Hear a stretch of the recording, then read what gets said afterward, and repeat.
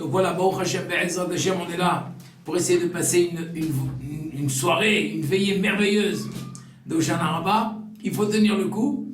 C'est une soirée un peu longue, hein.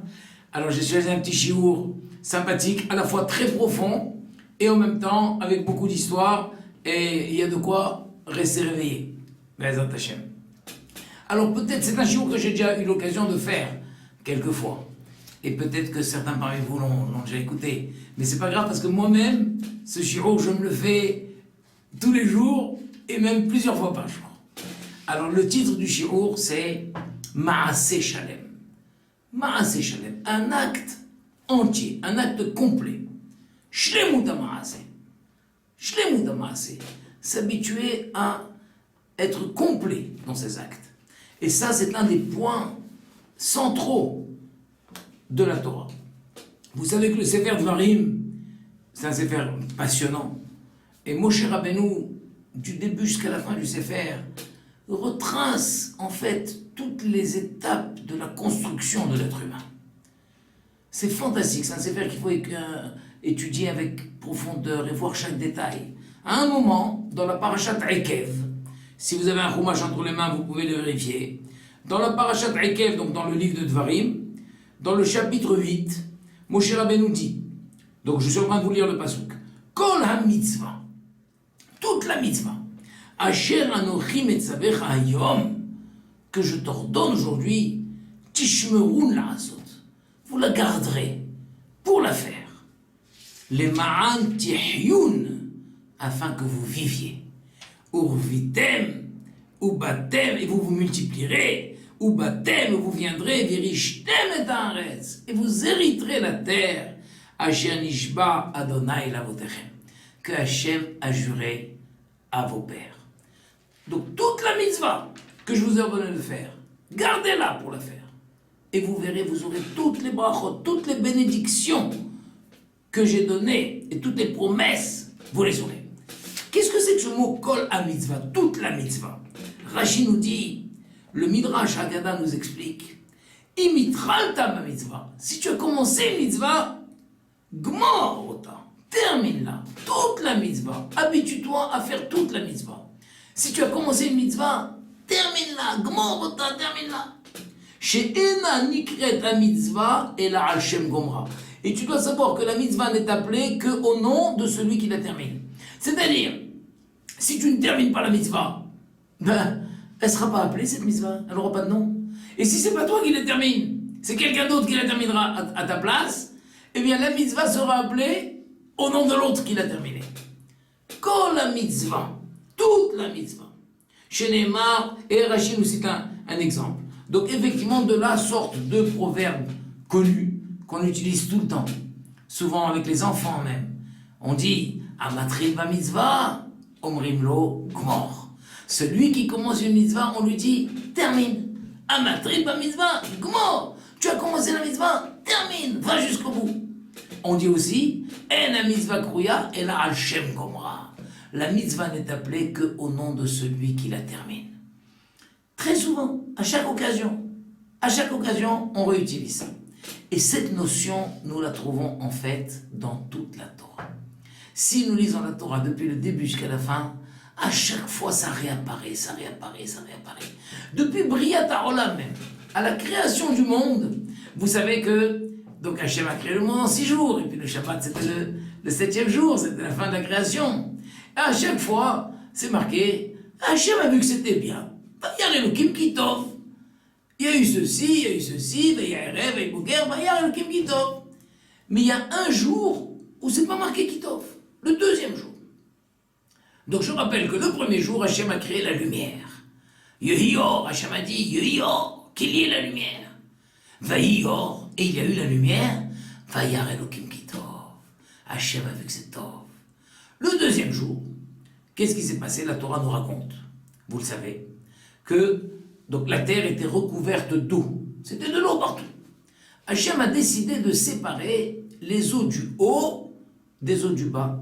Hachem a dit, je vais faire une coupure au milieu des eaux et je vais mettre des eaux tout en haut. Et il y aura les eaux du bas, les mers.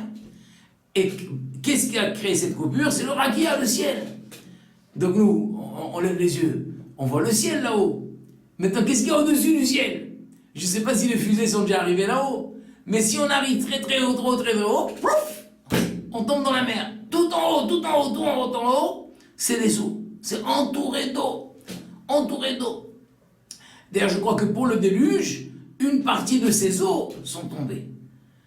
Donc Hachem a séparé les eaux du haut des eaux du bas. Et c'est fini, la Torah ne dit pas. Et la Torah dit, Vaï Yom Sheni, c'était le deuxième jour. La Torah ne dit pas, Kitov.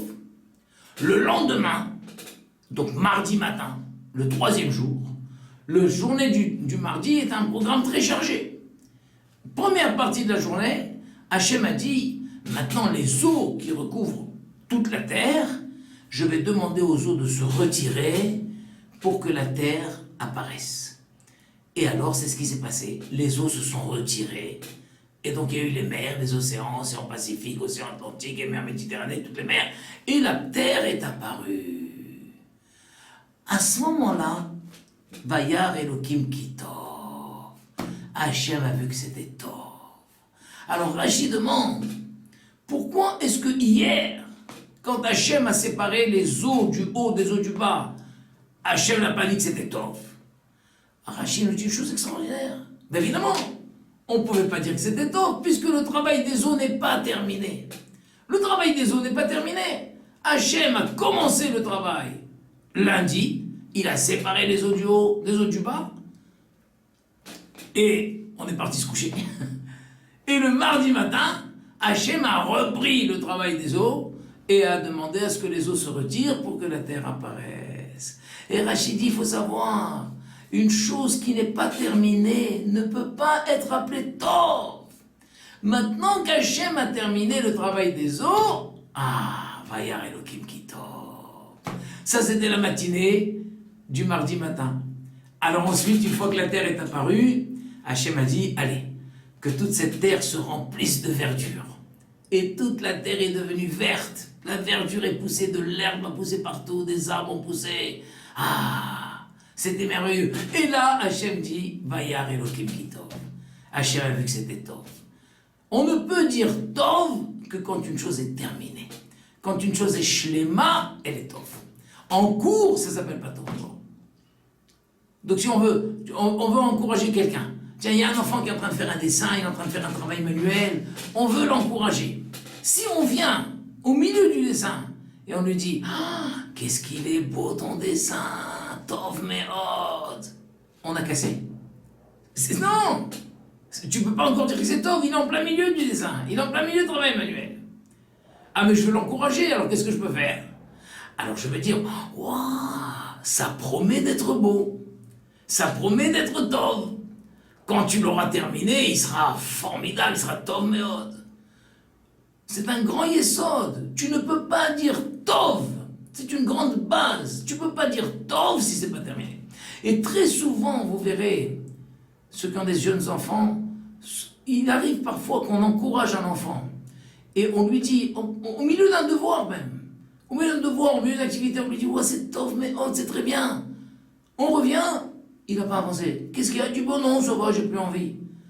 Le fait qu'on a dit c'est Tov, on a presque coupé l'énergie de terminer, de continuer. Et tout au long de la Torah, nous voyons cette précaution à ce qu'un maasé soit shalem. Et quand il est shalem, il est Tov. Et dans toute la Torah, nous voyons des personnages qui ont réussi leur vie,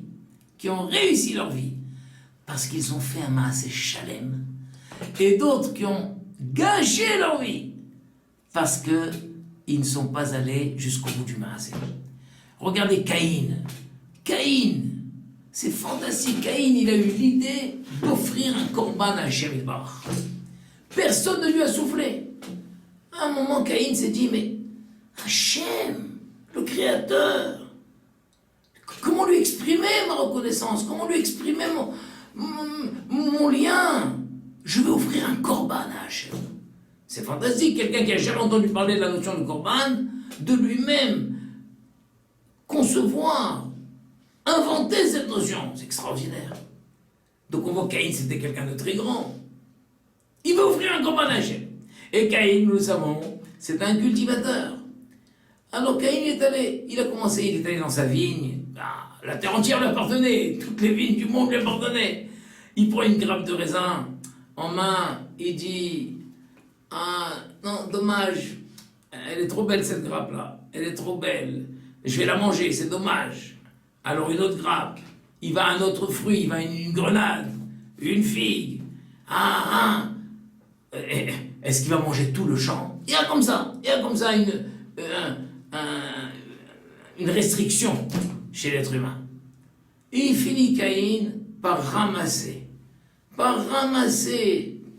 toutes des herbes mortes, des racines, des graines, des épines. Il fait un tas énorme de tout ça, et il dit à Hachem, je t'offre ce corban. Prends ce corban, Hachem Yitbarach. Évidemment, nous connaissons la suite. Hachem n'a pas accepté le corban de Caïn. N'a pas accepté. Caïn. Et Caïn, alors Hével maintenant, le frère. Le frère, il a vu cette idée, il a dit à son frère, mais c'est une idée fantastique. Moi aussi, je vais offrir un corban à Hachem. Ah, vraiment, mon frère, tu m'as donné une idée extraordinaire ici. Moi aussi, je vais offrir un corban à Hachem. Et Hével, qui était un berger, il est parti dans son troupeau, il a pris du temps, il a cherché, et il a trouvé le plus beau des moutons. Et il a fait la shrita, il a préparé, et il a dit à Hachem, je t'offre ce corban. Et un feu est descendu du ciel, a consommé le corban de Hével, et Caïn qui était à côté, aucun feu n'est venu consommer. Caïn, c'est marqué Nafloupanav, sa tête est tombée. Il a été frustré, il a été vexé, il a été brisé. Hachem lui a dit, Lama Nafloupanera. Pourquoi tu as la tête baissée comme ça? Quand quelqu'un est frustré, il a la tête baissée. Il veut parler à personne, il veut regarder personne. Lama Nafloupanera, pourquoi ta tête est tombée? Mais c'est normal. Tu as accepté le corban de mon frère et tu as refusé le mien. Et pourtant l'idée c'était la mienne. Et mon frère, c'était pas son idée, il m'a copié l'idée. Hachem lui, tu as raison. Tu es un très grand homme, Caïn. C'est très beau ce que tu as fait. Mais regarde, tu n'es pas allé jusqu'au bout de ce que tu as fait. Tu as gâché ton idée. Tu avais une idée fantastique. Au lieu de choisir les plus beaux fruits, tu as ramassé comme ça tout ce qui te venait. Ce qui venait sous ta main, et tu as fait un grand tas. Non, tu sais, Caïn. Si la prochaine fois, tu apprendras à faire un maassé chanel, tu iras jusqu'au bout, tu verras, sache que je lui a dit, sache que le Yetzirara, il est là, et il empêche l'homme d'aller jusqu'au bout. Mais si toi, tu vas dominer ton Yetzirara, et tu iras jusqu'au bout de ce que tu entreprends, tu verras, ça sera fantastique, tu deviendras un grand homme, tu te sentiras bien, tu seras quelqu'un d'épanoui, et là, j'accepterai ton corban la prochaine fois. Ça n'a servi à rien. Caïn, dès ce moment-là, n'avait plus qu'une seule idée, de se venger de son frère. Et nous connaissons la suite. À la première occasion, Caïn a assassiné son frère. D'où ça vient ça? Parce que Béhémet, quelqu'un qui fait un acte complet, il éprouve une joie fantastique. Il est heureux. Ah, je suis allé jusqu'au bout. Ah, il regarde avec joie. J'ai terminé ce que j'ai commencé. Par contre, quelqu'un qui ne termine pas, il est frustré, il est en colère contre tout le monde. En vrai, il est en colère contre lui, mais sa colère, il est mécontent, il exprime ça contre le monde entier. Et tout le monde est coupable, il en veut à tout le monde. Et il n'aura de consolation, et encore une fausse consolation, que quand il va tuer son frère. Ça, c'est le résultat de ne pas aller jusqu'au bout du maassé. Et comme ça, la Torah continue. On lit, on voit des gens qui sont allés jusqu'au bout. Regardez la Chnasatochim d'Abraham Avinu. Abraham Avinu, comment la Torah nous décrit l'accueil qu'il a eu des invités. Dans chaque détail, il a compris. Je reçois quelqu'un, je dois comprendre quel est son besoin maintenant. Il y a des gens qui ont marché longtemps dans le désert, ils ont les pieds pleins de sable. La première chose, une petite bassine d'eau. Détends tes pieds. Nettoie les pieds, détends tes pieds. Première chose. Ensuite, on va lui donner à boire. On va le mettre à l'ombre, on va pas le mettre au soleil, on le met à l'ombre. On lui donne à boire pour qu'il se désaltère. On va préparer un repas. Mais il a peut-être faim. Alors le repas, il doit être préparé le plus vite possible. Qu'est-ce qu'Abraham Avinu il a offert à ses invités? On dit il a offert des langues. Des langues. Chacun une langue. Alors déjà, on se demande comment chacun mange une langue entière. Moi, j'ai déjà mangé des langues. On donne la langue, on peut la couper en une langue de veau, on peut la couper en 20 tranches, je sais pas. Chacun va manger 2, 3 tranches, 4 tranches, 5 tranches. Mais une langue entière. Ah, parce qu'il paraît que la langue n'a pas le même goût, la même saveur. Il y a le haut, le milieu, le bas. Là, c'est plus épais, là, c'est plus fin, là, c'est plus croquant, là, c'est plus doux, c'est plus onctueux. Allez savoir. Il s'est dit, c'est pas à moi de choisir à quelle partie. Je donne à chacun une langue entière et chacun mangera dans la langue la partie qu'il préfère. La partie qu'il préfère. Si l'un préfère un morceau épais, l'autre préfère un morceau tendre, l'autre préfère un morceau où peut-être on va plus mâcher, chacun choisira. Shlemut hamaaseh. Mais maintenant, pourquoi il a offert la langue? Parce que la langue, j'ai vu dans le Hiskounidi, c'est le morceau le plus rapide à servir. Parce que, de quelle manière il a fait cuire sa langue? Parce que comment? De la viande, tu n'as pas de la viande prête pour les invités? Faire la shrita. Et maintenant, allez, il faut cachériser la viande, la tremper dans l'eau, la tremper dans le sel. Bon, il y a une manière plus rapide. C'est quoi la manière plus rapide? C'est de griller. D'accord? Mais même si tu vas faire une grillade, tu vas faire un steak. Mais il faut déjà dépouiller l'animal, enlever la peau, couper, sortir. Par contre, le morceau le plus rapide, c'est la langue. À peine on a fait la shrita, il a fait la shrita, pas la peine d'aller dépouiller l'animal. Il tire la langue, il coupe la langue, et il la met sur le grill. Une demi-heure après, un quart d'heure après, ça y est, la langue est prête. Ça, c'est Shlemut hamaaseh. Il reçoit des invités en dernière minute. Il faut être capable de tout de suite répondre à leurs besoins. Allez, pendant que vous trempez vos pieds dans l'eau, pendant ce temps-là, je vous amène. La Torah nous raconte, il leur a amené à boire un verre d'eau fraîche, une petite tartine beurrée. À peine vous avez terminé ça, ça y est, on amène la langue grillée avec de la moutarde, c'était délicieux. Ça, c'est Shlemut hamaaseh. Shlemut hamaaseh. Tu fais un maaseh. Veille à ce qu'il soit complet. Bien, dans la halakha, par exemple, on voit que si tu reçois un invité et que cet invité doit passer la nuit. Si un invité doit passer la nuit, la première chose, avant de lui offrir un goûter, la première chose, montre-lui sa chambre. Parce que quand quelqu'un est invité et qu'il sait qu'il doit dormir, il a un petit souci. Comment je vais dormir? Comment est le lit? Comment est la chambre? Est-ce que je serai seul dans la chambre? Est-ce que je vais être avec un des enfants? Est-ce qu'il y a des toilettes à côté de la chambre? Est-ce que la salle de bain n'est pas si loin? Montre-lui sa chambre. Est-ce qu'il y a des cintres pour accrocher? Il a des chemises qui se froissent, il a un costume qui se froisse. La première chose, tu lui dis, écoute, viens, voilà ta chambre. Voilà ta chambre, voilà ton lit, voilà la fenêtre, tu peux ouvrir ta fenêtre, voici la climatisation, voici le ventilateur, les toilettes sont là, la salle de bain est ici, voilà, installe-toi, tu peux déballer tes affaires, voici des cintres pour accrocher. D'abord, c'est ça, c'est le premier souci, c'est ma chambre et les conditions. Une fois que tu seras installé, rejoins-moi dans le salon, il y a un petit goûter qui nous attend. Mais si on fait le contraire, on lui dit, mais laisse tes valises, ça va, viens d'abord, on discute, on boit un café, on boit le thé, on va manger le gâteau, laisse, après tu t'installeras. Non, on n'a pas compris le souci de l'invité. D'abord installe-toi, et ensuite tu viendras consommer le goûter avec moi. Ça c'est Shlemut hamaaseh. Et dans tout, partout, on continue la Torah, on lit. Shlemut hamaaseh. Tiens, Rivka. Rivka. On voit que Eliezer, quand Abraham Avinu a envoyé Eliezer chercher une femme pour son fils Yitzhak, il lui a dit, va, je t'en prie, je veux pas prendre je veux pas que tu prennes une fille de Canaan. Ici, ce sont des gens qui ont des mauvaises méthodes, des mauvais comportements, mauvais caractère. J'aime pas. Va dans ma famille, je t'en prie.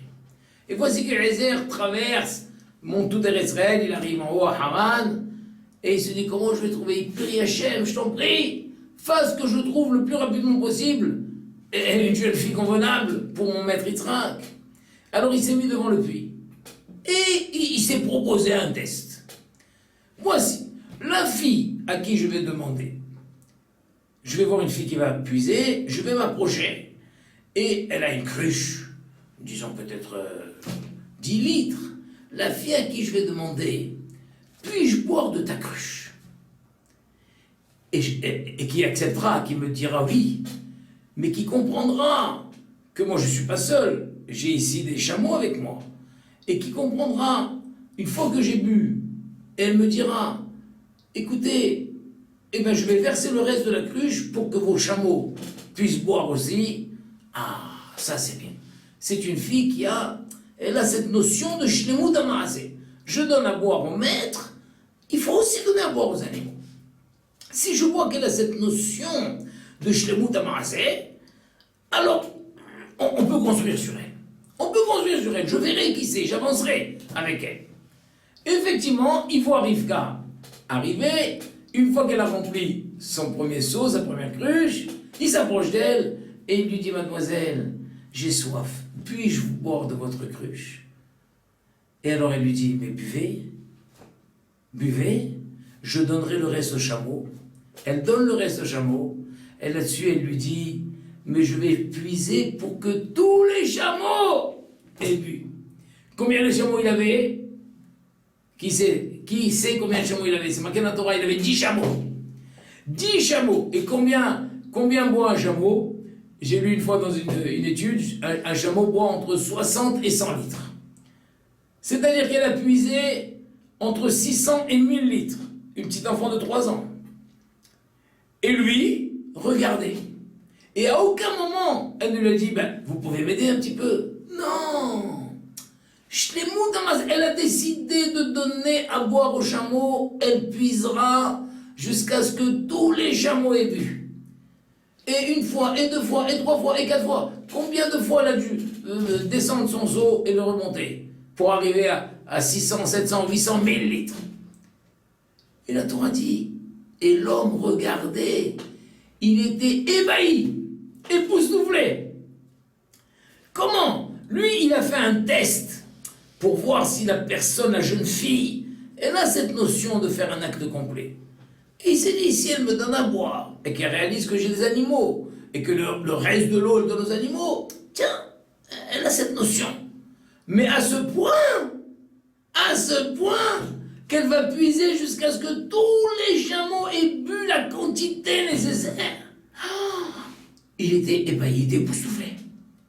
Une fois qu'elle a terminé, il ne lui a pas demandé son nom, il a sorti tous les bijoux qu'il avait. Et il l'a paré de bijoux. Des bracelets, des colliers, des boucles d'oreilles, et des boucles sur le nez, etc. Il a rempli. Une fois qu'il a donné tous les bijoux, il lui a dit, quel est votre nom? Il lui a dit, je m'appelle Rivka. Rivka! Ah! Merci Hachem! Du premier coup, je suis tombé sur la famille de mon maître. Merci Hachem! Et alors il lui a dit où tu habites, etc. Elle est arrivée, elle l'a amené à la maison. Et on voit que quand il a raconté le récit, il a changé quelque chose.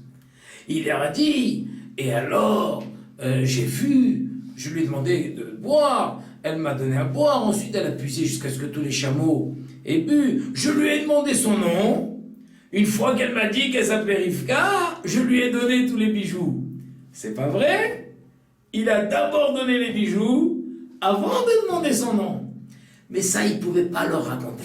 S'il leur avait dit, j'étais persuadé, une fille qui a une telle qualité de faire un acte complet, j'étais persuadé que c'était la bonne. Je lui ai donné les bijoux sans même savoir qui elle était.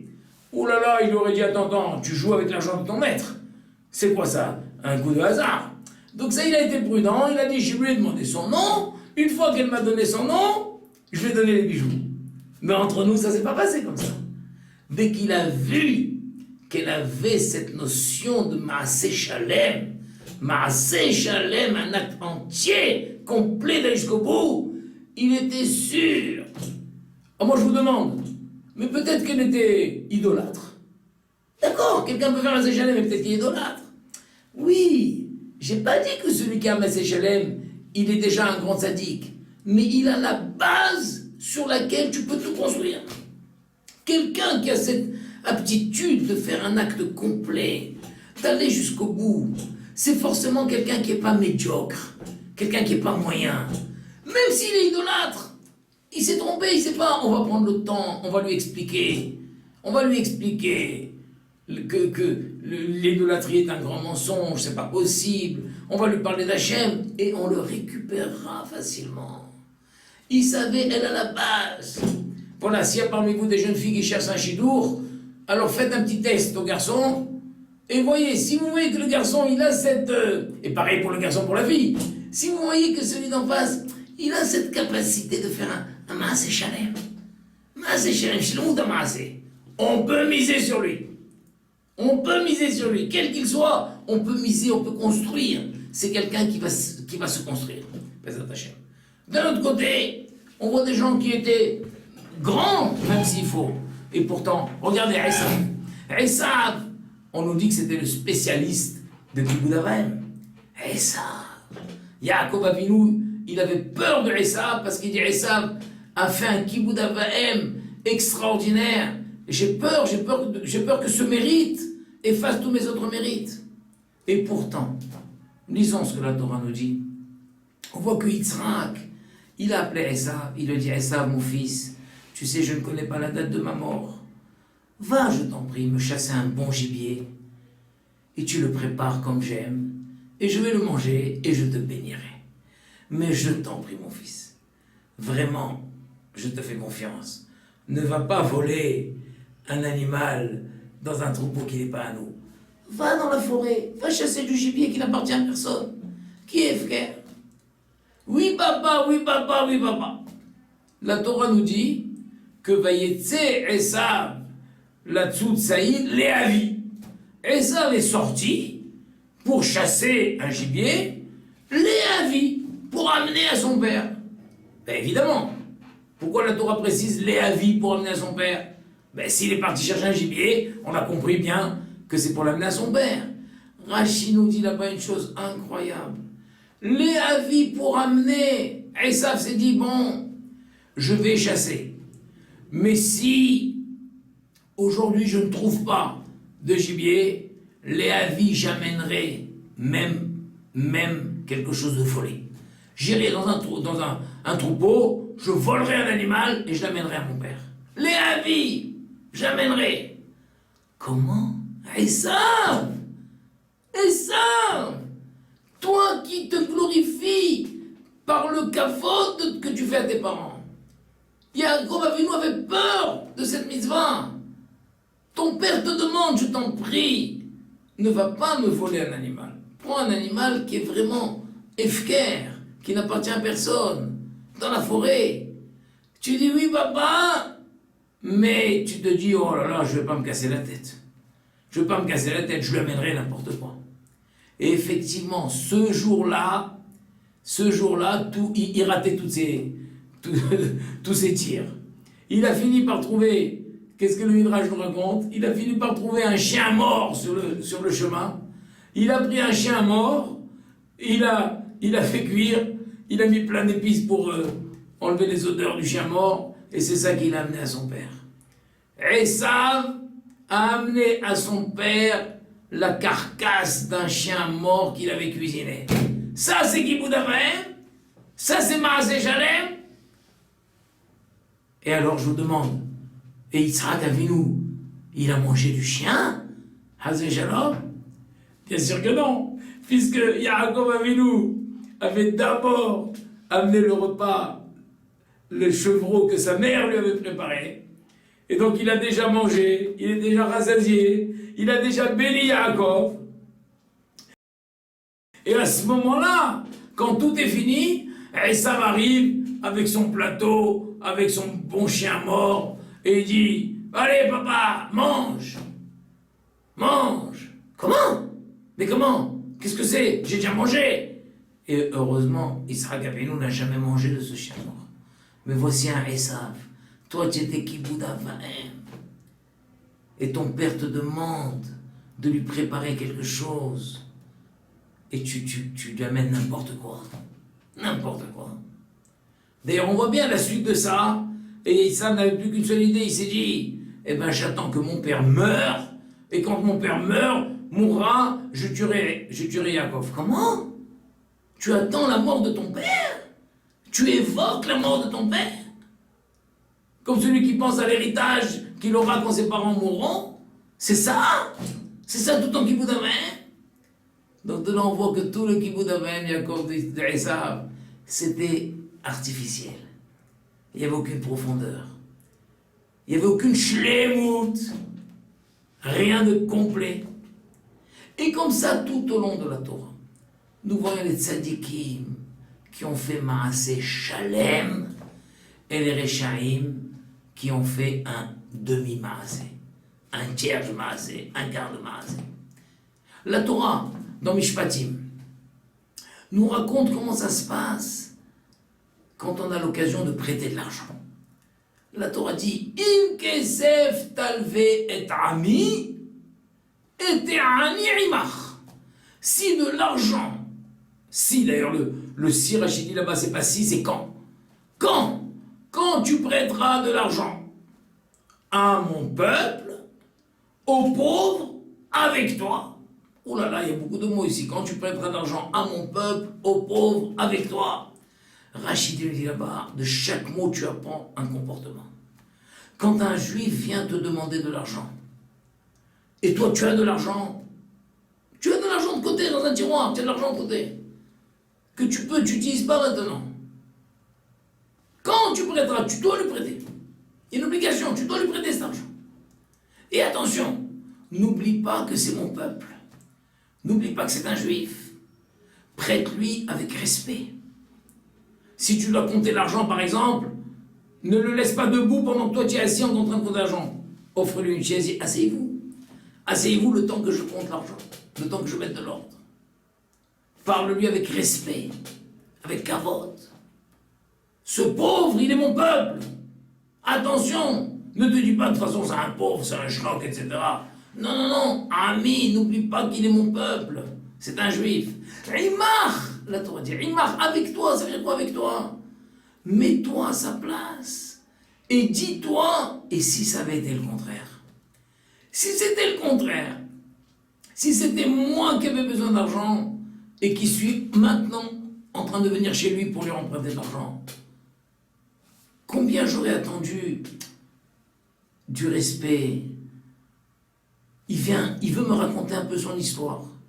Je ne vais pas lui dire non, ça va, j'ai pas besoin d'écouter l'histoire, je vous prête l'argent, ça suffit. Non, Imar, si moi j'avais été dans ce cas, j'ai besoin de raconter mon histoire, d'expliquer pourquoi j'ai besoin d'argent, d'expliquer mes difficultés. À part l'argent, je veux aussi avoir quelqu'un qui va m'entendre, une oreille. Tu as maintenant, imaginons, tu as des pièces et des billets, je sais pas, tu as des pièces et des billets. Ne profite pas de dire, tiens, allez, je vais lui prêter les pièces comme ça en même temps, ça me débarrasse des pièces. Je comptais justement aller déposer les pièces à la banque, et tu lui remplis un sachet plein de pièces, voilà, il a demandé 1000 shekels, tu lui demandes 1000 shekels avec des agourottes et des shkalim, etc. Il ressort avec un sachet de 2 kilos. Non, donne-lui en billets. Tu as des billets neufs et des billets vieux, donne-lui des billets neufs. Avec kavod. Déjà tu prêtes. Alors que ce soit chalem, que ton acte soit chalem. Une fois que tu as fait tout ça, la Torah dit lo tielo kenoshe.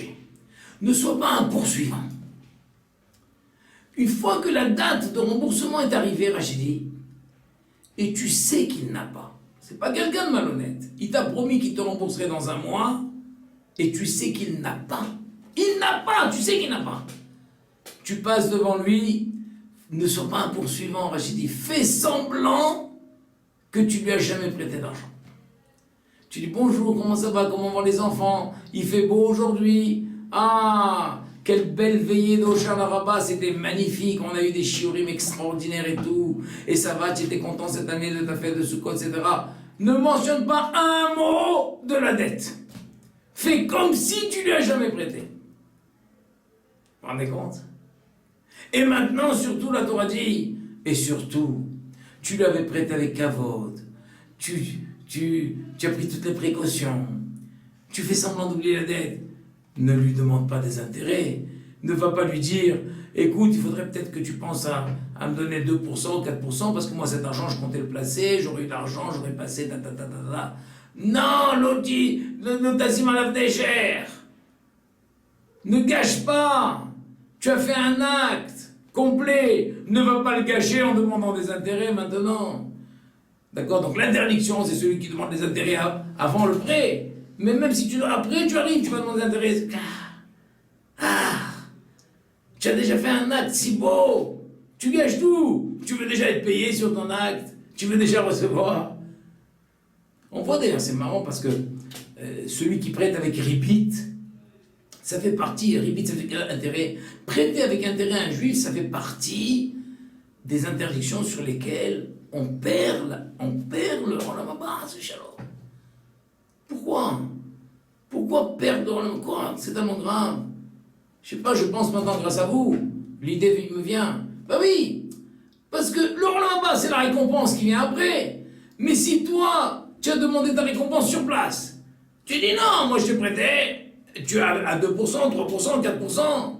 Ah, Hachem dit, ah bon, tu veux sur place recevoir déjà ton salaire de ton acte? Ça y est, tu t'es servi. Pourquoi tu veux que je te donne dans le pas? Non, fais un Maaseh Shalem, émettre la vérité. Le top du Maaseh Shalem, tu fais un acte complet. Tu vas jusqu'au bout de ton acte et t'attends rien en retour. Si après tout ça, tu dis bon, je mérite bien un petit quelque chose, aïe, t'as gâché. La force du Maaseh Shalem, je fais tout ça, je vais jusqu'au bout et j'attends rien en retour. Je sais que en haut. Et même ça, j'y pense pas. Je sais que c'est comme ça. Mais c'est pas ça qui conditionne le fait que je vais jusqu'au bout. Enfin, jusqu'au bout. Et après la Torah, partout, on peut dire du début jusqu'à la fin. On voit comment nos Gdolim, regardez, comme ça il y a des histoires qui me reviennent. Des fois je pense à celle-là, des fois je pense à une autre. Est-ce que je vous ai déjà raconté une fois, vous l'avez peut-être entendu, Rav Shach. Rav Shach, qui habite à Bnei Brak, Rav Shach, le Gadol. Il est allé une fois à Yerushalayim rendre visite à un donateur de la yeshiva. Il s'est dit, qu'est-ce que je peux offrir comme cadeau au donateur? Il a une idée, il s'est dit, bon, lui déjà c'est quelqu'un qui a tout ce qu'il faut, je vais offrir, ce qui lui fera plaisir, je vais offrir un cadeau aux enfants. Alors il a demandé à ses élèves, écoutez, allez m'acheter un petit jeu pour les enfants. Les élèves sont allés, ils ont acheté un jeu pour les enfants. Dans la voiture qui menait Rav Shach de Bnei Brak à Yerushalayim, Rav Shach a ouvert le jeu et il a sorti la petite notice, la règle du jeu, le mode d'emploi, la règle du jeu. Il a lu, comment ça se joue? C'est un jeu qui se joue à 2, à 3, à 4. Il a appris la règle du jeu. Quand il est arrivé à Yerushalayim, alors il a dit aux enfants, écoutez, voilà, pendant que je parle avec papa, faites une partie avec ce jeu, jouez. Et voilà, ça se joue comme ça, et comme ça, et comme ça, et comme ça. Et si vous avez une difficulté, revenez me voir. Au bout de 10 minutes, un quart d'heure, les enfants sont revenus, et ils ont dit, là, on est arrivé à un moment du jeu, on ne sait plus ce qu'il faut faire. Alors il leur a réexpliqué que dans ce cas-là, à ce moment-là, c'est lui qui fait ça, il leur a expliqué. Quand la visite s'est terminée, et que Rav Shach est retourné, les quelques élèves qui ont accompagné ont dit, on était un peu choqués. Le Gadolador, il s'est occupé d'apprendre une règle de jeu et d'expliquer aux enfants, de leur réexpliquer encore une deuxième fois. Qu'est-ce qu'il a répondu, Rav Shach? Mais c'est normal, que voulez-vous? Maaseh Shalem, un acte entier. J'offre un jeu aux enfants. Eux ne savent pas jouer. Le père ne sait pas jouer à ce jeu. Et c'est fini, alors qu'est-ce que je leur donne ça et c'est fini? Le jeu va être mis au-dessus de l'armoire, ou je vais forcer le père à se plonger dans la lecture de la règle du jeu. Non, Rav Shach a dit, si tu offres un jeu à des enfants, tu dois leur expliquer comment on joue. Et il a utilisé le mot Maas et Shalem, un acte entier. Moi, ça m'a inspiré cette histoire, d'ailleurs, ça m'a rappelé. Ça m'a rappelé que quand j'étais petit, on avait reçu un train électrique, mais il fallait des piles. Et la personne qui nous avait offert le train électrique, c'était le soir. Une fois qu'on a tout déballé, il n'y avait pas les piles. Et donc on était frustrés toute la nuit, on n'a pas pu jouer, mes frères et moi.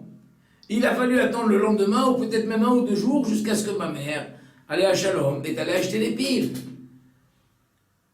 Donc ça m'a ouvert les yeux. Ce souvenir de mon enfance et cette histoire de Rav Shach, ça m'a ouvert les yeux. Donc une fois l'année dernière à Hanouka, j'ai acheté un cadeau à une de mes petites filles, une sorte de jeu, comme ça on appuie, puis il y a toutes les voix. Et alors une fois, quand j'ai acheté ça, j'ai dit au monsieur, j'ai dit mais il faut des piles pour ça, il me dit oui. J'ai dit les piles sont dedans, il m'a dit non, alors donnez-moi les piles. Donc j'ai acheté 4 piles. Quand j'ai offert à ma fille, ma fille elle était contente, et une fois que ma fille a déballé, elle dit oh mais il faut des piles, et j'ai pas de piles à la maison. J'ai dit t'inquiète pas ma chérie, hop, j'ai sorti le paquet de piles. Voilà, tu offres un jeu, il faut des piles, offre les piles avec. Qu'est-ce qu'ils vont attendre 2-3 jours pour acheter des piles? Maaseh Shalem.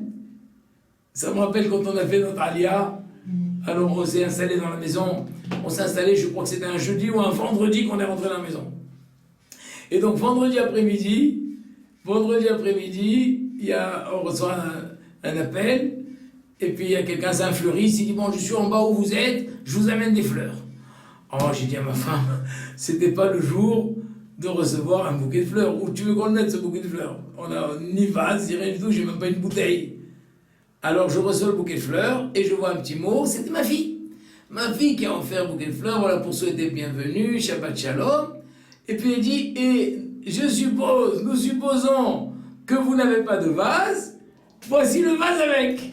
Et donc avec le bouquet de fleurs, il y avait le vase. Ah, c'était fantastique ça. Alors j'ai appelé ma fille, je lui ai dit, c'est extraordinaire, tu as vraiment fait un Maaseh Shalem. Tu offres le bouquet de fleurs et tu te dis, mais attends, il vient de s'installer. Ils ont pas reçu le cadre. Il va savoir si dans le cadre ils ont un vase.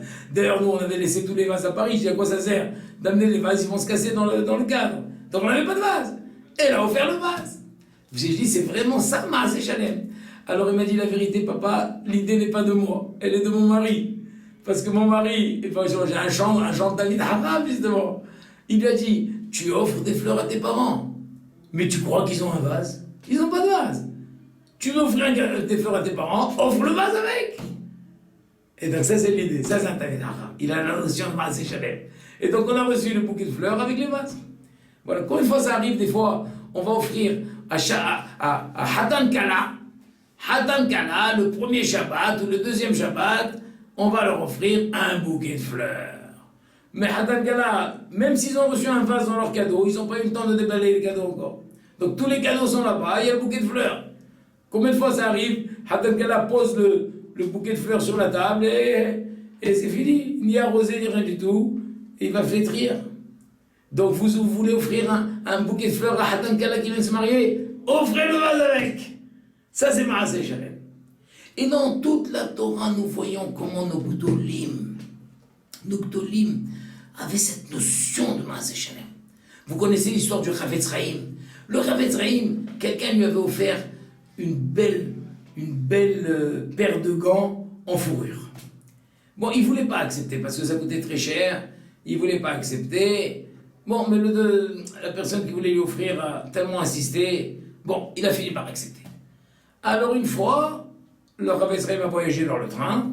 Ils sont montés dans le train. Bon, le train était chauffé, surchauffé. Alors tout le monde a enlevé le manteau. On enlevait les gants. Et les gants étaient tellement gros, c'était des gros gants en fourrure.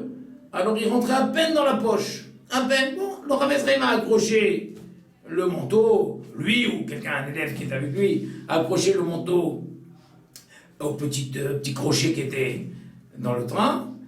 Et les crochets se trouvaient devant les fenêtres.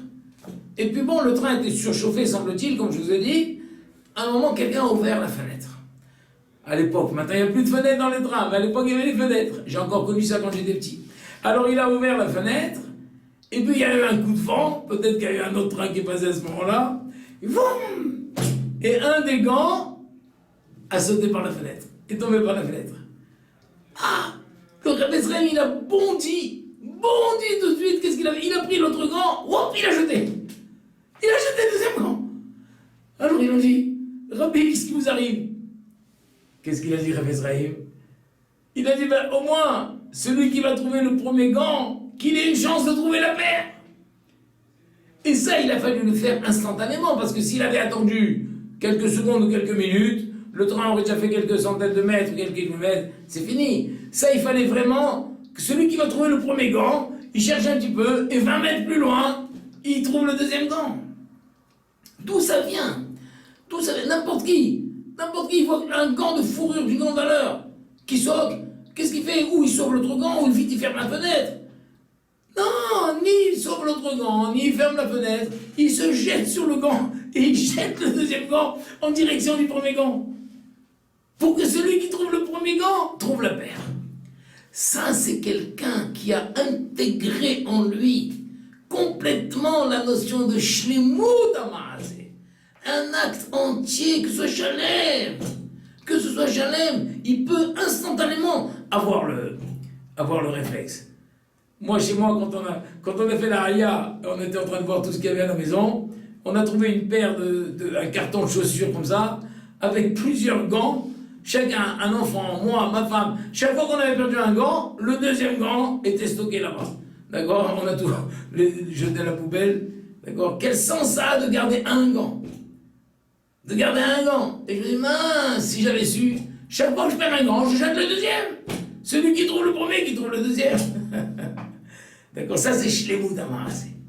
Et comme ça, partout, nous voyons que nos tzadikim, nos gdolim, se sont illustrés par cette notion de shlemut amazé. Et par ailleurs, des personnages. Je pense tout d'un coup à Ephron. Ephron, qui c'est Ephron? Ephron, c'est celui qui a vendu Ma'arat HaMarpela à Avraham Avinu. Alors Avraham Avinu, Sarah est nifteret. Avraham Avinu cherche un endroit, il finit par découvrir, vous connaissez tous les midrashim, il découvre le Ma'arat HaMarpela, qui est à Hebron. Et alors à qui ça appartient? À Ephron. Alors il lui dit, je voudrais acheter cet endroit. Et Ephron, au début, il lui dit, comment acheter? Un seigneur, je vous l'offre. C'est un cadeau, c'est offert. Bravo Ephron. Il veut offrir Ma'arat HaMarpela à Avraham Avinu. Mais Avraham Avinu insiste, il dit, non, je tiens à payer. Je tiens à payer, dis-moi le prix, je tiens à payer. Bon. Alors Ephron, à ce moment-là, il comprend que Avraham veut payer. Il n'a qu'à lui indiquer un prix modique, ou même le prix. Mais tout d'un coup, ce bon début, tout est gâché. Il lui indique, il lui dit, mais 400 pièces d'or, envers la sourère, une haute monnaie, une grande monnaie qui est acceptée par tous les commerçants. Qu'est-ce que c'est entre toi et moi? Au début, tu voulais l'offrir. Et maintenant, tu fixes un prix 10 fois, 20 fois, plus que le prix réel. Bon, Avraham Avinu comprend, il commence à compter l'argent, il compte. Et le Midrashi, Avraham il compte 1, 2, 3, 4, 5. Le Midrashi, que pendant qu'il comptait, Ephron, il volait quelques pièces. Il volait. Donc Avraham Avinu disait, bon, on est à combien? 25? Alors Ephron dit, non, on est à 15. Ah bon, 17, 17, hop, il volait. Ephron, au début, tu voulais l'offrir. Après, tu as fixé un prix énorme, exorbitant. Et en plus, tu voles des pièces pendant qu'on est en train de compter. Vraiment, tu avais l'occasion de faire un maasé shalem. Tu as gâché ton maasé, mais à ce point. Et qu'est-ce qu'il a eu, Ephron, dans cette affaire? Il a perdu un vav. Parce que comment on écrit Ephron? Aïn, P, Resh, Vav, Nun Sofit. Ça, c'est comme ça qu'on écrivait son nom avant cette histoire. Mais après qu'il s'est comporté de cette manière, il a gâché son acte. La Torah, elle écrit maintenant Ephron, Aïn, P, Resh, Nun Sofit. Il a perdu un Vav. Il a perdu une lettre, et pas n'importe quelle lettre. Le Vav, Yud Ke Vav Ke, le Vav fait partie des lettres du nom divin. Voilà Ephron. Vous vous rendez compte comment l'histoire aurait été autrement si Ephron avait indiqué un prix normal sur Marat Marpella, si Ephron s'était comporté avec droiture. Je ne sais pas comment l'histoire aurait été autrement. Heureusement, aujourd'hui on peut Ephron, éliminer de l'histoire Ephron. Éliminer Marat Marpella, l'état Abraham Avinu, personne ne peut prétendre qu'elle n'est pas. Il a payé, il a bien payé, un prix fort et encore plus. Bah, ça c'est Ephron. Ephron, qu'est-ce que ça aurait été? C'est-à-dire qu'on voit qu'un homme qui fait un acte chalem, ne peut pas savoir les conséquences. Et s'il gâche, tellement de gens ne sont pas allés jusqu'au bout. Par exemple, Réhouven. On sait tous que Réhouven, quand les frères ont décidé de condamner Yosef Hatzadik, il y a eu un beddin, ils ont considéré que Yosef était rebelle contre la royauté, parce que la royauté appartenait à Yehuda. Et Yosef, avec tous ses rêves, il prétendait être le roi. Ils ont fait un procès. Ils ont considéré qu'il était coupable mort. Ils ont voulu le tuer. Et à ce moment-là, Réhouven a dit non.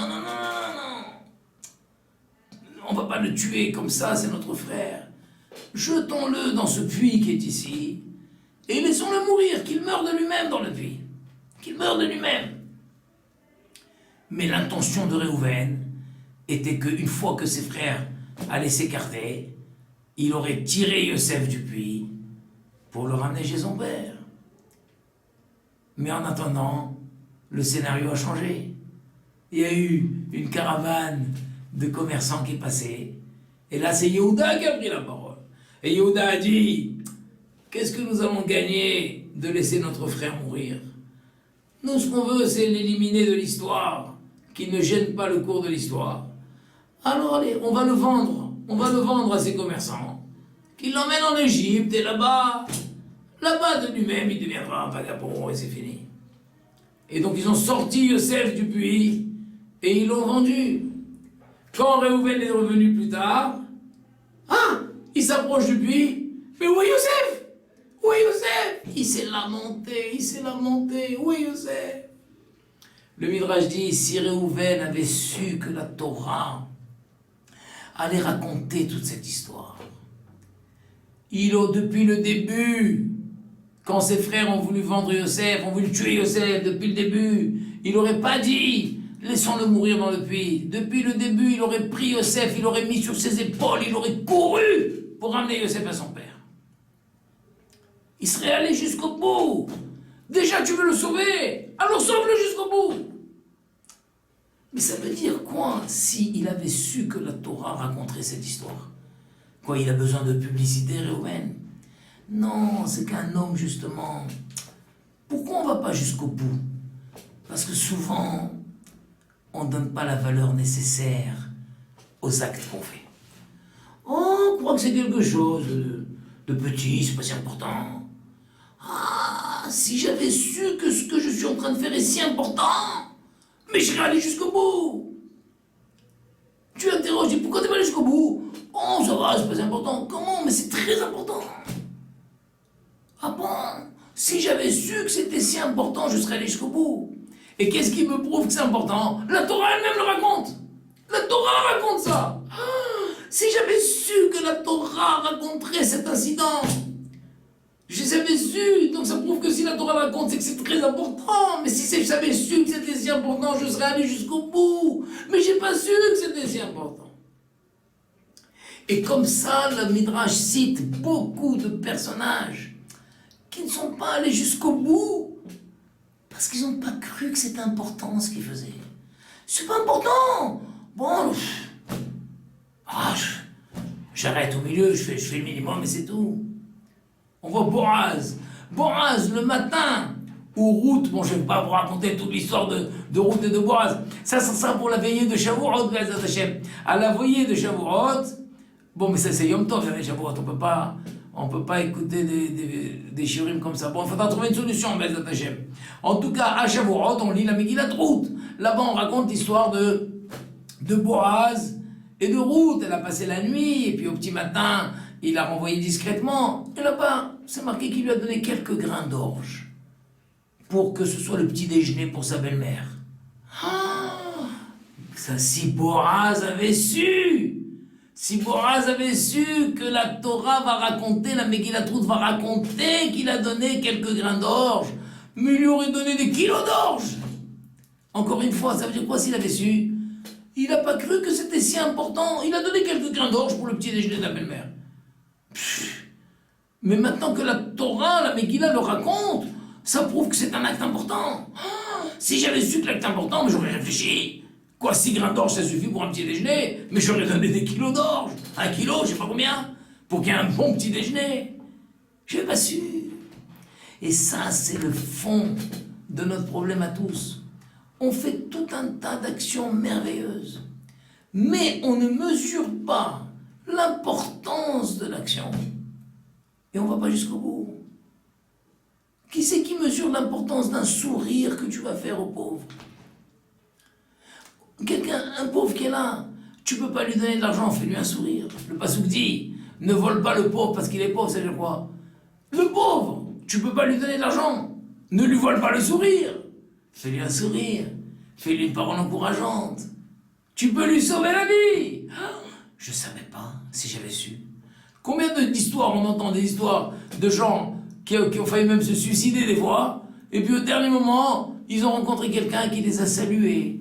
Bonsoir monsieur, bonne nuit, bon courage. Ah, il raconte après, heureusement que cette personne, j'en voulais à l'humanité entière, heureusement que quelqu'un m'a salué et m'a dit bon courage, ça a retenu mon acte. Est-ce qu'on sait combien c'est important? Un sourire, un mot encourageant. Tout ça, ça rentre dans cette conscience de Maaseh Shalem, je fais un Maaseh, que ce Maaseh soit Shalem. Il y avait une fois, il y avait dans une entreprise, il y avait plusieurs candidats pour le poste. Alors on leur a fait un test, un examen, ils avaient un questionnaire. Ils ont tous répondu au questionnaire, et puis les examinateurs ont lu, ah, tout le monde a réussi parfaitement le questionnaire. Ah, ils étaient embêtés. Ils ont dit, écoutez, bon, tout le monde a réussi, on ne sait pas, on va se reparler, on vous donnera la réponse. Donc tout le monde s'est levé. Tout le monde s'est levé, et quand on se lève, et puis la chaise recule d'un demi-mètre. Parmi les 10 candidats, je ne sais pas combien ils étaient, il y en a un qui a remis la chaise. Il a remis la chaise à sa place. Hop, les examinateurs ont dit, ça y est, messieurs, c'est pas la peine, monsieur, restez s'il vous plaît, c'est avec vous qu'on va faire le contrat de travail. Pourquoi? Quelqu'un, je me lève, et je laisse la chaise en plein milieu de la salle, elle a une place cette chaise.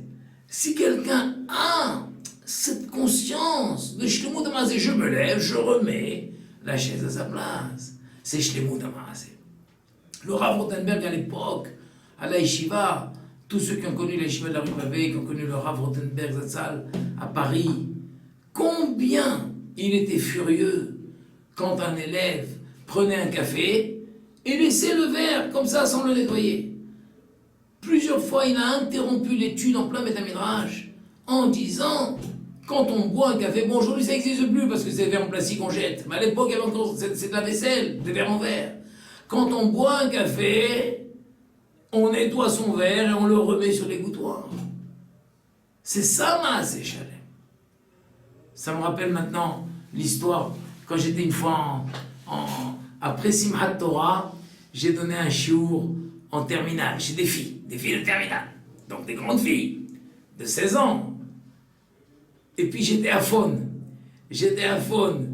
et une des filles m'a dit, vous voulez, parce que pourquoi j'étais à Faune, on avait beaucoup chanté à Simchat Torah. Et puis il avait froid, il faisait froid en France. Elle m'a dit, vous voulez un thé? J'ai dit, avec plaisir. Alors elle m'a amené un thé, et c'est quoi le thé? C'était un verre avec le sachet. Un verre avec le sachet. Alors, j'étais gêné. Pourquoi? Parce que le sachet, soit on boit le thé avec le sachet, alors des fois il y a des chances où le sachet il tape sur le nez. D'accord? Ou alors on sort le sachet, mais je ne vais pas le poser le sachet sur le bureau. Je ne savais pas quoi faire. Alors une a cru que peut-être parce qu'il n'y avait pas de sucre ou quoi. Alors elle m'a dit, on n'a pas de sucre, mais on a du miel. Vous voulez du miel? Ah, j'ai dit d'accord. Alors elle m'a apporté un petit pot de miel. Alors j'ai ouvert le petit couvercle en métal, j'ai versé le miel dans le verre, et le miel est descendu au fond du verre. J'ai dit, qu'est-ce que je fais maintenant? Si je bois le thé, le sachet va me cogner sur le nez, après je vais attraper le verre comme ça, jusqu'à ce que tout le miel me coule dans la gorge. Alors j'ai toujours rien fait. Alors il m'a dit, vous ne buvez pas votre thé? J'ai dit, écoutez la vérité, vous n'avez pas une petite cuillère? Vous n'avez pas une petite cuillère? Ah oui, attendez, on va voir. Ah, parti, bon, ils n'ont pas trouvé une cuillère, ils m'ont trouvé une fourchette. Bon, alors, j'ai retourné la fourchette, j'ai retourné mon thé. Et après, j'ai dit, mais qu'est-ce que je fais du sachet? Il est là, le sachet, qu'est-ce que je fais? Où je le pose? Alors j'ai dit, écoutez, vous êtes des grandes filles de terminale, c'est l'occasion pour moi de vous dire. Sachez que si vous offrez un thé, pour que le maasé soit chalem, il y a un ensemble. Il faut offrir une cuillère. Il faut une petite assiette pour pouvoir poser le sachet. Et il faut encore aussi autre chose. Qu'est-ce qu'il faut? Alors il me dit, des petits gâteaux. J'ai dit, non, pas des petits gâteaux. Petits gâteaux, c'est un goûter. Je reste dans le thé. Il y a la petite cuillère, il y a la petite assiette, et aussi une petite serviette. Parce que des fois, quand on boit du thé, des fois ça peut mouiller. On ne va pas s'essuyer avec la manche. Donc sachez, je leur ai dit, c'était une occasion. Je leur ai parlé de Maaseh Shalem. On offre un thé, alors c'est un ensemble. C'est la cuillère, c'est la petite cuillère, l'assiette, la petite serviette. Le gâteau, c'est autre chose. Ça, c'est un goûter déjà. Vous comprenez? Et même une fois, j'étais chez le médecin, il y avait de l'attente. On était dans la salle d'attente, alors le médecin a dit je sais pas comment on l'appelle, l'assistance médicale, offrez un thé au Rav. Alors devant tout, il y avait des goïms et tout, j'étais gêné, elle m'amène un thé, comme ça un sachet, avec le sachet. Ah là, j'étais gêné, moi je buvais mon thé, il y avait le sachet qui me collait sur le nez. J'ai dit, voilà, toute infirmière médicale qu'elle est, ben non, alors à ce moment-là, si on veut offrir un thé avec le sachet, on fait bien, une fois que le sachet, le thé a lâché sa substance, alors on retire le sachet. Mais on n'offre pas un thé avec le sachet comme ça, et que l'autre que se débrouille. Allez, débrouille-toi. C'est l'anti-Maaseh Shalem. Maaseh Shalem, je réfléchis. En quoi ça consiste, mon acte? En quoi ça consiste? Ça consiste en ça, donc je le fais jusqu'au bout. Et comme ça, on voit, vous connaissez tous l'histoire pas l'histoire, le nom Rockefeller. Rockefeller, je ne sais pas si les jeunes connaissent maintenant Rockefeller. Les jeunes connaissent peut-être Rothschild et tout. En tout cas, quand j'étais jeune, le symbole de richesse c'était Rockefeller. Rockefeller. Ah, il est riche comme Rockefeller. Alors, comment Rockefeller il a fait sa richesse? J'ai lu une fois dans un livre qu'il est allé demander un emploi, je crois qu'il s'appelle Carnegie. Carnegie, c'était l'empereur de l'acier en Amérique. L'acier. Il est allé demander un emploi là-bas. Il a été reçu par 2 personnes. Et puis bon, donc il n'a pas satisfait au questionnaire. Et il est sorti du bureau. En sortant, en allant vers la sortie, il est passé par un comptoir. Et puis il a vu qu'il y avait un trombone par terre. Il s'est ramassé, il a pris le trombone et il l'a posé sur le bureau. Et à ce moment-là, il y avait Carnegie, le grand patron, qui passait. Et il a vu ça, il a vu que quelqu'un s'est ramassé, penché pour prendre le trombone et le poser. Il lui a dit, jeune homme, qui êtes-vous, que faites-vous là? Il lui a dit, je suis venu pour un entretien d'emploi et vous avez été sélectionné. Non, j'ai pas correspondu au poste. Il lui a dit, écoutez, moi je suis le grand patron Carnegie, je vous engage. Il dit, quelqu'un qui est capable de passer devant un trombone, de se pencher, de ramasser et de le poser sur le comptoir, alors prendra soin de ma fortune. Et c'est comme ça que ça a commencé. Après, je ne sais pas comment, il est devenu actionnaire, il est devenu associé là, et c'est devenu Rockefeller. Tout a commencé parce qu'il a vu, il est passé par un trombone, il s'est ramassé. Combien de fois ça nous arrive? On passe, on voit des affaires par terre. On va dans une synagogue, dans un Beth Midrash, dans une école. On voit un manteau par terre, on voit une kippa par terre, on voit un taille par terre, on voit des choses par terre. On passe. Et puis de temps en temps, il y en a un qui s'arrête et qui remet le manteau sur le porte-manteau. Il ramasse l'écharpe qui était tombée. Il ramasse la casquette qui était tombée. Quelqu'un qui s'arrête et qui remet ça, c'est quelqu'un qui a en lui la capacité de Maaseh Shalem, de Shlemut Maaseh. Regardez la tfila. La tfila, c'est une chose incroyable. Par quoi se termine la tfila? Quand on fait la prière, le dernier texte de la prière, aussi bien le matin à Shachrit, que l'après-midi à Minra, que le soir m'arrive, c'est Aleinu le Shabeya, là dans la colle. Mais c'est pas ça la fin de la tfila. La fin de la tfila, c'est que quand on arrive à Yashem, le Melech al Kol Haaretz, Bayomahu, Yashem Echad Ushmo Echad, quand on dit la dernière phrase, on prend le sidour, on embrasse le sidour, et on le remet dans la bibliothèque. Alors il y en a qui le laissent sur place. Mais il y a combien de gens qui laissent le sidour ouvert? Moi je passe mon temps dans les synagogues à faire le tour, à fermer le sidour ouvert. C'est une des choses qui m'horripile le plus. Comment? On a terminé cette prière. On a terminé la prière. On laisse le livre ouvert à la dernière page. Quoi, la prière est finie par ça? Non, la fin de la prière, c'est quand je ferme le livre, j'embrasse le livre, et soit je le place sur place, mais le mieux, c'est de le remettre dans la bibliothèque, à la place des sidourim. Ça, c'est Shlemut Maaseh. Si nous réfléchissons bien, nous verrons que du matin au soir, on fait tout un tas de choses. Tout un tas de choses qui nécessitent d'être terminées, d'être achevées. Si on n'achève pas ça, on a laissé en route. Tiens, on balaye. Par quoi se termine un balayage? Combien de jeunes je vois des fois à l'école, dans la salle à manger, celui qui est du tour de balayage, balaye, il y a un petit tas de poussière, et on laisse le tas de poussière avec le balai à côté. Et ça y est, on a terminé de balayer. Non, le balayage, c'est pas terminé. Une fois qu'il y a le tas de poussière, on pose le balai, on prend maintenant la petite balayette, on prend la pelle, on ramasse la poussière et on met la poussière dans la poubelle. C'est là où le balayage est terminé. Et vous voulez que je vous dise, la plupart des gens vivent avec un sentiment de frustration. Il y a un manque de joie, un manque de bras, parce que la plupart des gens ne terminent pas le maaseh. On laisse tout en suspens. Tu fais une vaisselle. Et ben, ça y est, tu as la vaisselle, après peut-être il faut essuyer la vaisselle, je sais pas, il faut la ranger. Ou faites la vaisselle. Combien de gens font la vaisselle, s'arrêtent? On fait les assiettes, mais on fait pas les couverts. On fait assez les couverts, on fait pas les verres. Ou alors après, on laisse tout comme ça, et quelqu'un d'autre va... Attention, c'est vrai, là je dis quelque chose de délicat. J'ai pas dit qu'il faut tout faire. Si quelqu'un dit, je peux pas tout faire, c'est vrai. C'est vrai. Tu peux pas tout faire. La Mishnah dit dans Pirkei Avot, Lo alecha melach ligmor. C'est pas à toi de tout faire. On est plusieurs, il faut partager le travail, il faut partager les missions. Mais ce que toi tu fais, ton secteur, fais-le jusqu'au bout. C'est toi la vaisselle, fais la vaisselle. Si maintenant on a dit, il y a un qui fait la vaisselle et un qui range, d'accord. Alors toi tu fais la vaisselle et lui il va ranger. Mais la vaisselle, c'est toute la vaisselle. Pourquoi t'as pas fait les couverts? Pourquoi t'as pas fait les verres? Ah, c'est pas moi de tout faire. Mais on avait dit que oui. Un qui lave et l'autre qui range. Ou alors un qui lave, un qui essuie, un autre qui range.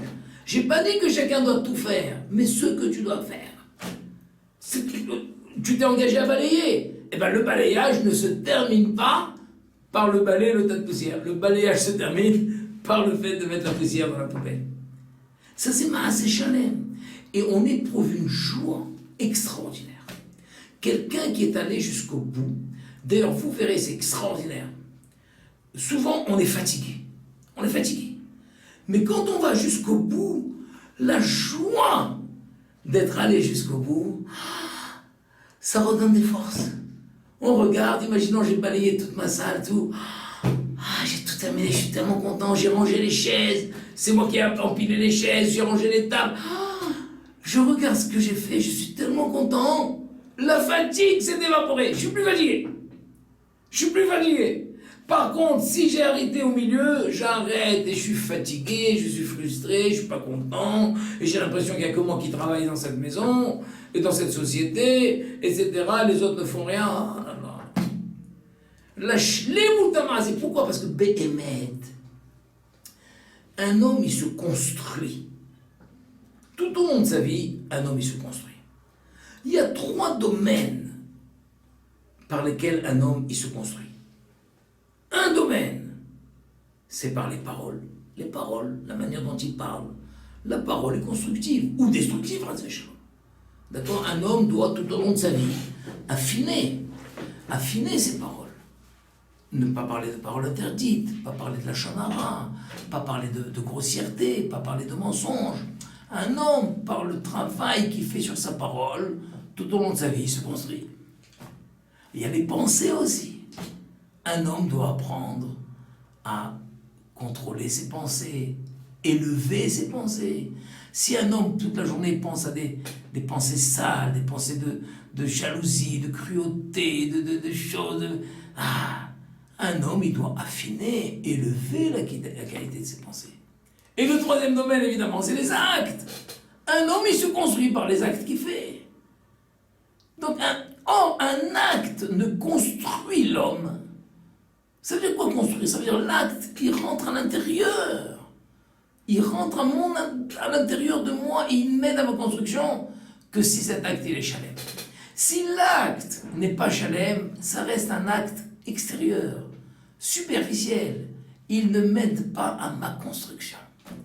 Par contre, chaque fois que je fais un acte et je suis allé jusqu'au bout, j'ai terminé la chose. J'ai servi, j'ai débarrassé, j'ai terminé la chose. Cet acte, il est entier, il rentre à l'intérieur de moi et il m'aide à ma construction. Et petit à petit, je me construis. Et au bout de quelques années, on dira, quel être délicieux, c'est un être construit, un être structuré. Combien de fois on croise des gens, on a le sentiment, mais il est complètement déstructuré. Complètement déstructuré. Et quand on creuse un peu, on voit effectivement, il a plein de projets, plein d'idées et tout, mais il termine rien, il va jusqu'au bout de rien du tout. Complètement déstructuré, ça peut être un génie, mais déstructuré complètement. Et voici quelqu'un d'autre qui est structuré. On se sent bien à son côté. C'est quelqu'un qui s'est construit. Au niveau de ses actes, au niveau de ses paroles, au niveau de ses pensées. Ça, c'est le programme. Pourquoi Hachem nous a mis sur terre? Pourquoi vivre si vieux, pauvre Hachem? 70 ans, 80 ans, 90 ans, jusqu'à 120 ans. C'est le temps de se construire. De se construire. Et ça va lentement. On n'est pas pressé. Mais il faut aller lentement, mais sûrement. Étape après étape. Étape après étape. Voilà, j'ai encore beaucoup d'histoires à raconter dans ce domaine-là, mais le temps passe. Le temps passe. Si simplement j'ai pu vous communiquer cette chose-là que je vous ai dit, moi ce shiur, je me le fais moi-même tous les jours. Excusez-moi, on va aux toilettes. En allant aux toilettes, on doit veiller à ce que ce soit propre en sortant. Si quelqu'un, moi une fois le Rav Rothenberg, c'est un grand sadique. Il est rentré une fois, il a trouvé des toilettes sales. Il est venu au Beth Midrash, il a dit, quelqu'un qui laisse des toilettes sales est un rachat. Oh. Oui, tu vas aux toilettes, c'est propre en rentrant, ça doit être propre en sortant. Tu dois essuyer, tu dois faire ce qu'il faut. Ça c'est Shlomo Tamazé, fais un acte complet, sinon qui va le faire? Qui va le faire à ta place? Ah ouais, moi je croyais que quelqu'un allait le faire. Aujourd'hui c'est ça le problème, il y a une femme de ménage, alors on fait plus grand chose nous-mêmes. Même dans les écoles, même dans les chivotes. Nous, à l'époque, le Rav Rothenberg nous a éduqués à ça. À ce qu'il n'y ait pas d'homme de ménage, vraiment de temps en temps, c'était nous-mêmes. Nous-mêmes, on allait même jusqu'à faire la cuisine. Nous-mêmes, on faisait la cuisine. On cuisinait, il y avait le tour de vaisselle, le tour de cuisine, le tour d'achat. Et il nous a éduqués à essayer, Bezat Hashem, de devenir des êtres construits, qui ont la responsabilité de leur acte. La responsabilité de ton acte. Tu as mis quelque chose sur le feu. Ne t'en vas pas. Ne t'en vas pas. Reste là, éveille jusqu'à ce que ce soit cuit, et tu éteins le feu et tu sers. Mais si tu mets sur le feu, tu t'en vas. Et ça brûle. Ça brûle. Le manger est brûlé. Ça peut mettre l'incendie à la maison, c'est chaleur. La shlemut hamaaseh. j'espère que ça a réveillé chez vous cette... en même temps de réveiller, parce que c'est la nuit, il y en a qui dorment déjà, tiens, d'accord. Mais au moins nous réveiller physiquement et réveiller notre conscience d'aller jusqu'au bout de mon acte, dans tous les domaines. Bezat Hashem. Et on verra. Moi, il y avait une fois, j'ai fait cette sira dans une école, et un papa, le lendemain, m'a dit: qu'est-ce que vous avez à mon fils? Je dis: pourquoi? Il me dit: j'ai demandé à mon fils, amène-moi les lunettes.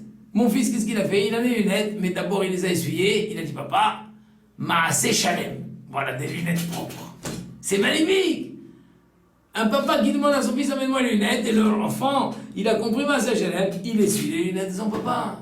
Voilà, papa, des lunettes propres. Pourquoi ça va être le papa qui va devoir les essuyer?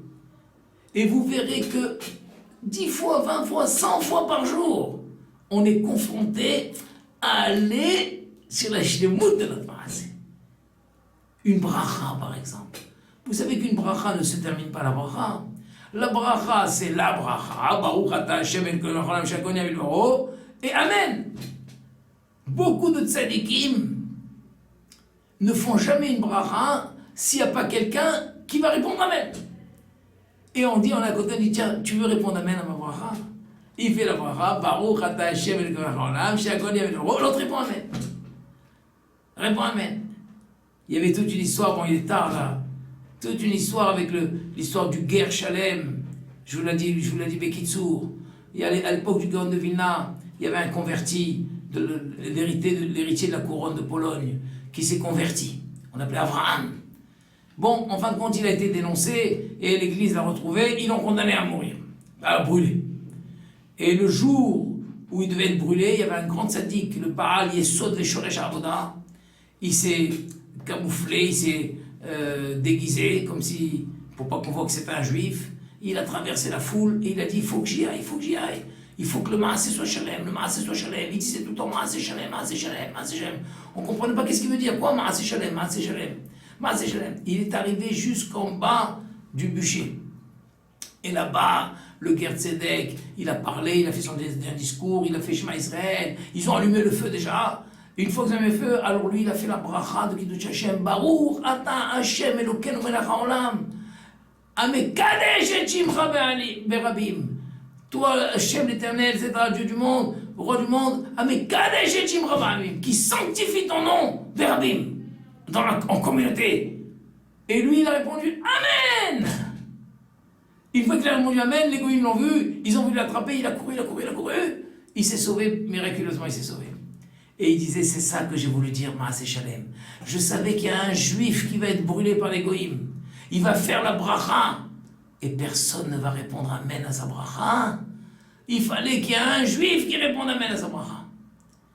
Et j'ai lu que le Gaon de Vilna, quand il a entendu ça, il a dit: s'il y avait eu 10 juifs qui avaient répondu amen à sa bracha, le Mashiach serait venu. Le Mashiach serait venu. Voilà. Une bracha, un juif fait une bracha, et l'autre dit amen. Donc là, on est ce soir, on va s'interrompre un petit peu pour tenir le coup, on boit un café, on mange un petit gâteau. Eh bien, on n'est pas seul. Je fais la bracha, et toi tu dis amen. Après, tu fais la bracha, et moi je dis amen. Voilà, on va terminer sur cette idée, Bezat Hashem, que si 10 juifs avaient répondu amen, le Mashiach serait venu.